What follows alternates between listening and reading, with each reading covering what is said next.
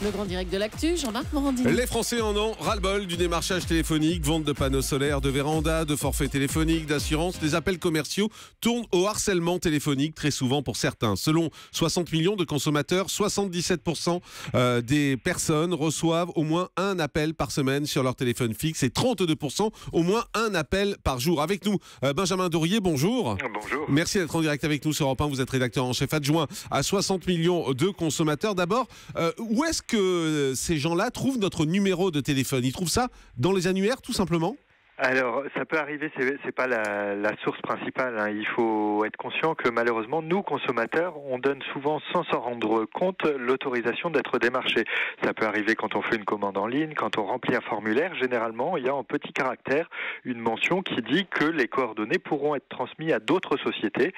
C'est à des fins de démarchage naturellement, et généralement il y a une petite case, malheureusement elle est parfois bien cachée, qu'on peut cocher pour s'y opposer. Ah oui, ça veut dire qu'en fait ils s'appuient sur ces formulaires où on ne voit pas cette petite case à cocher pour pouvoir nous appeler.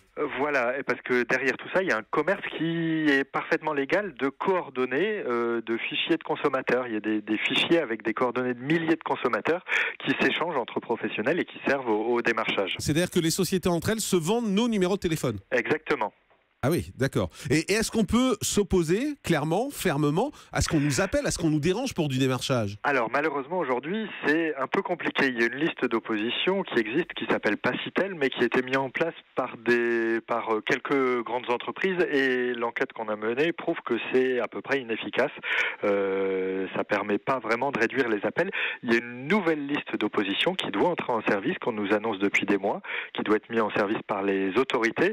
Elle a encore été retardée. Elle verra pas le jour avant le printemps prochain, et malheureusement il faut encore attendre parce qu'on attend énormément de cette liste. Cette liste sera obligatoire, ça veut dire que quand on s'inscrira sur cette liste, les entreprises auront interdiction de nous démarcher.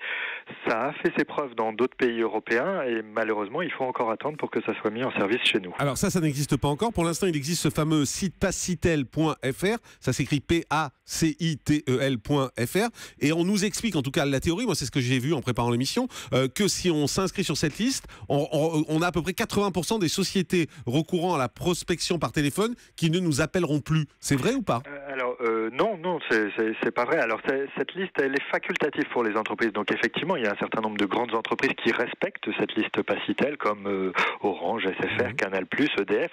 Donc il y a des grands groupes qui respectent cette liste, mais malheureusement, il y a tout un tas d'autres entreprises, peut-être de plus petite taille, peut-être moins respectueuses, qui ne la respectent pas. Nous, on a posé les questions, on a fait une enquête auprès de 5000 de nos lecteurs, et il y en a un certain nombre qui étaient inscrits à Pacitel. On leur a demandé, depuis que vous êtes inscrits, est-ce que vous recevez moins d'appels?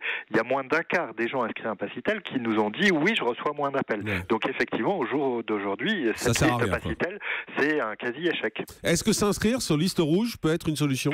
En revanche, ça effectivement, c'est une solution efficace, même si une fois qu'on s'inscrit, ça peut pas être immédiat l'arrêt des appels, parce que nos coordonnées sont encore dans un certain nombre de fichiers.